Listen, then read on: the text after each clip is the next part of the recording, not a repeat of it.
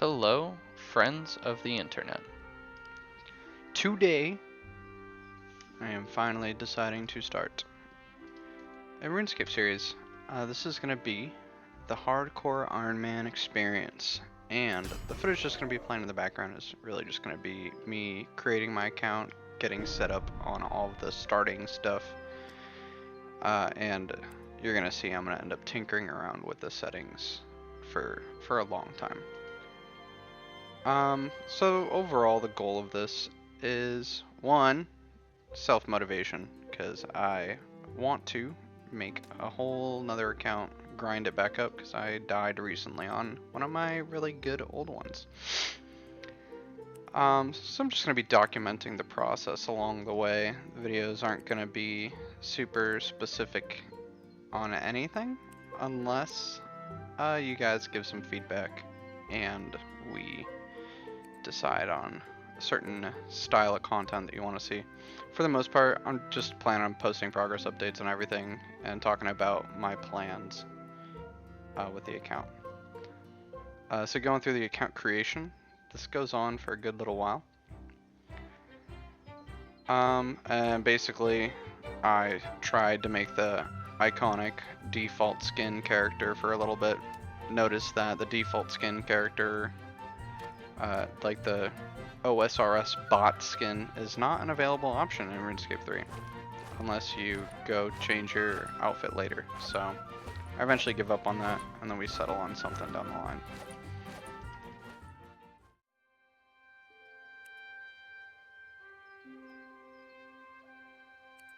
So here's the end of the account creation, and the style doesn't end up mattering. We change it pretty shortly into the game anyway. But we jump right into the game, skip the whole tutorial, and we get going on screwing around with the settings and just screen management until the game feels playable. Unfortunately, that's a pretty decent hurdle you have to get through in the beginning of the game. Little dude finally spawns into Berthorpe, and we get going. So, going on with more plans and kind of the intent with what I want to do here. Overall, I want to show a good amount of the early game progress because I've been clicking through Reddit, I've had a clan for a long time, and it is very, very common that people are just asking, like, what do you do in such a massive game? Especially in one where some of the guides aren't very fleshed out in-game, and in one where there is now over 20 years of content to play through, and a lot of things that you can do, a lot of activities that you may want to enjoy, a lot of activities that you probably want to skip. So starting off in the game can be really difficult, filtering through all that mush.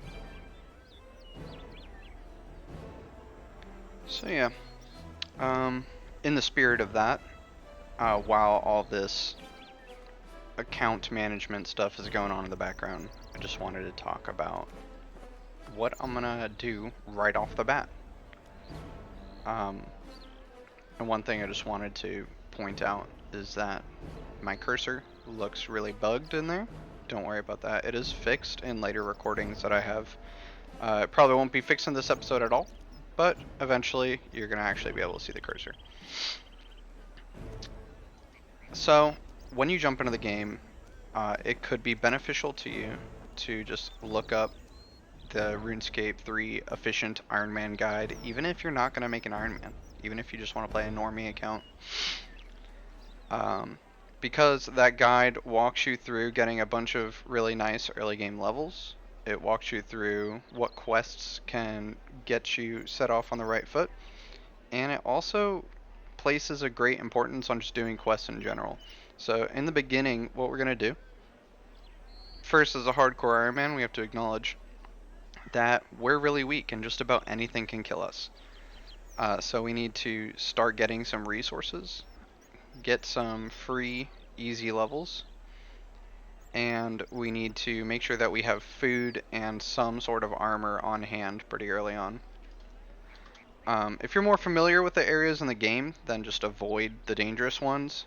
If you're not, then you should probably stay in this central town and just do all the skills that are hanging around. I elect to skip this entire call to adventure task line that's up at the top left.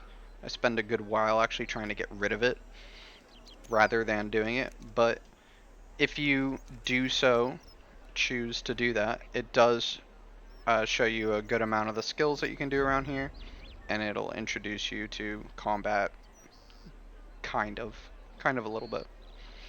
But yeah, totally check out that Efficient Ironman guide,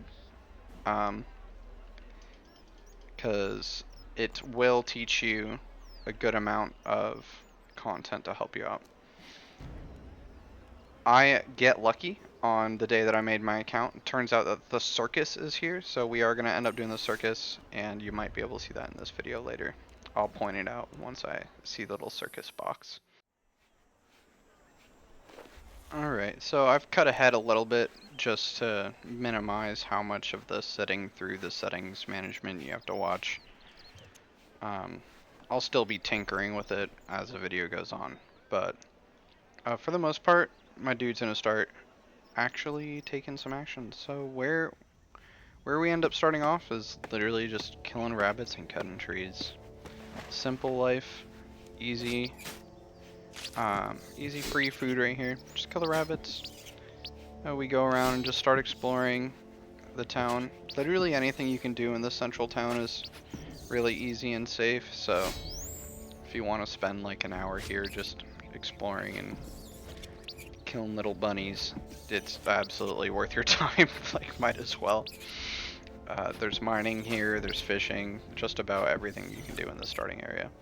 We're not going to leave for a little while anyway, so might as well get some free rabbit meat and some free XP. Alright, in just a second, you're going to see something pretty handy. That's the basic challenges. Do these. They're just free XP. And there's our first level up of the account. Woodcutting is now level 2. Off in the distance, you can see that little ticket vendor dancing off, trying to draw our attention to it. And we are immediately going to jump in that bad boy, because we're going to get a ton of levels right now. After we're done talking to this guy, we just go around and just play the activities. Doing these activities is literally free XP in magic, ranged, and agility. So it's a good way to not have to go through some of those really early levels. They give you a little tutorial when you start off for the first time, and then after that, basically you can do this once a week. Every week after that, they don't give you the tutorial, so you just walk in and start blasting. You see, we immediately jumped 8 levels of magic to level 9. Immediately jumped to level 10. And this just goes on for a while. And then I'm pretty sure I fail every single ranged event at this place. So unfortunately, we didn't get any ranged XP, or really nothing useful. Sweet. So now we jump to the range event, and I'm pretty sure you're just going to witness a tragedy here of me getting basically no XP whatsoever, as I continue to throw these things and miss from point blank range. Yeah, RuneScape has this really wild thing of just assuming that you're completely and utterly incompetent if you're level 1 in anything, which is kind of hilarious, but also a little sad. It does make me sad. Yep. Just keep on missing. And we miss again.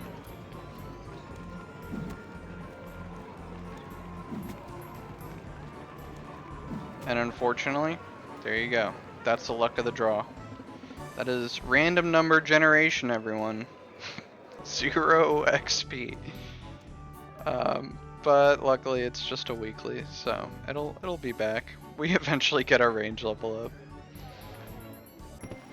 up. Luckily agility actually worked out for us, so we do get a bit of agility XP. Yeah, let's just jump to the next part.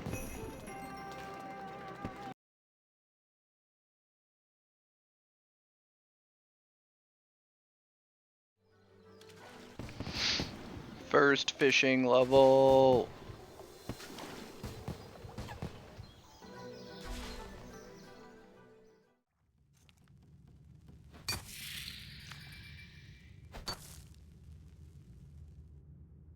And incoming mining level from the challenge system.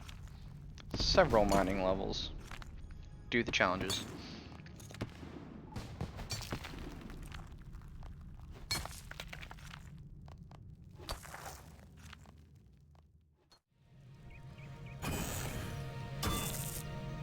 Incoming first ore box and several smithing levels, so I got a smithing challenge as well.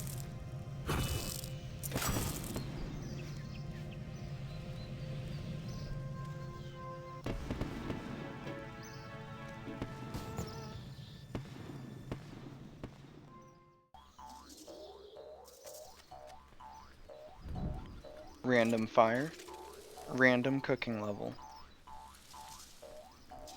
There it is.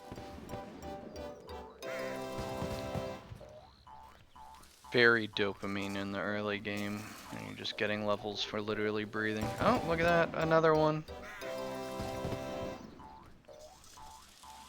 Thanks, dopamine fireworks. Crafting level from spinning some flax that I found. Do it again. And it does it again. Nice. Easy game.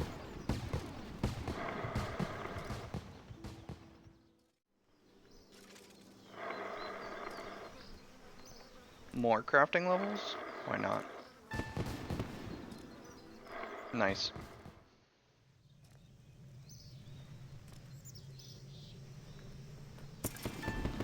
And we claim the challenge for even more crafting levels.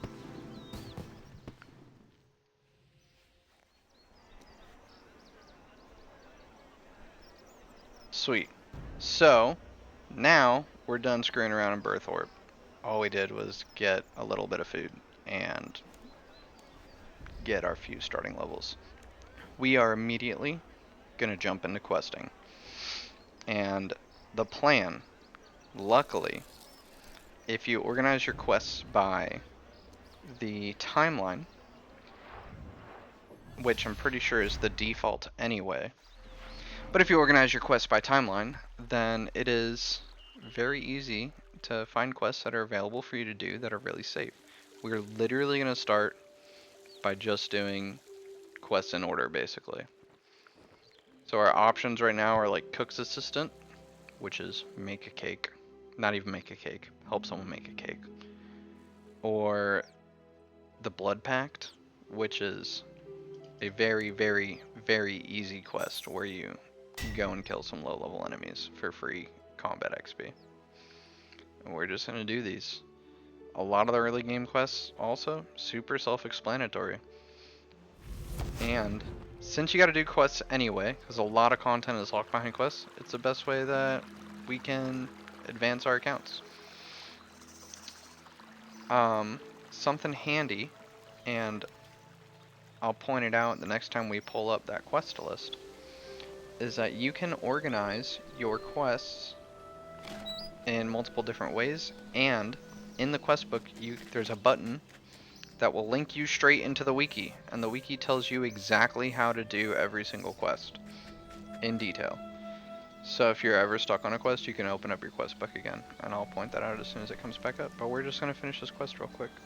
We run into the statue guy, so this guy we can talk about later, but there are a couple monthly attractions you can do that are huge for XP as well. So while doing this quest, I ran into Fred the farmer, and he has another quest for us, sheep shear, kind of. It says it's a mini quest. You still get rewards for it, so. And it's in the quest book right there. You can see it's still one of our earliest quests. Only reason I remembered to run into this guy is because on my last account, I didn't do it until I had like level 80 crafting. So, if we get out of the way now, we get some good loot, and it'll actually help us out in the early game instead of getting like 1000 XP when you're already level 80 crafting, and 1000 is like negligible, whatever the reward is. But yeah, I'll come back when we finish this quest. We did it. We gathered all the cake ingredients. We have sheared all the sheep, so then we can give that black wool back to Fred the farmer. And we're gonna get this first quest completed. We take home 2 whole cooking levels.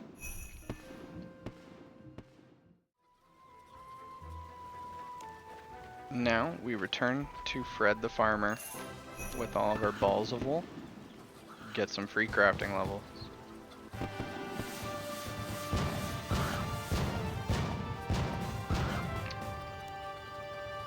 That's total level 75. So yeah, this is basically what we're gonna be doing for a fat minute. So let's jump to some quest completions. We did it. We killed literally everyone.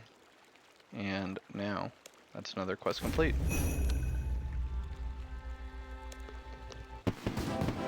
Free starting combat levels.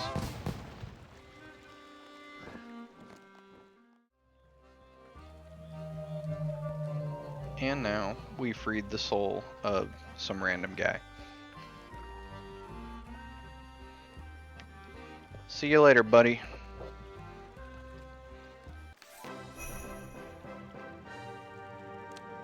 And that's another free quest complete with some free XP. Some quests you're gonna see they have talk to this person in order to get more free XP afterwards. So for this one, we're gonna go back to talk to the guy that gave us the quest to begin with, which is in here. And he's gonna give us some bones.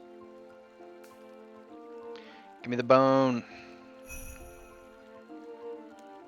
There you go. Now give us a bones in the line.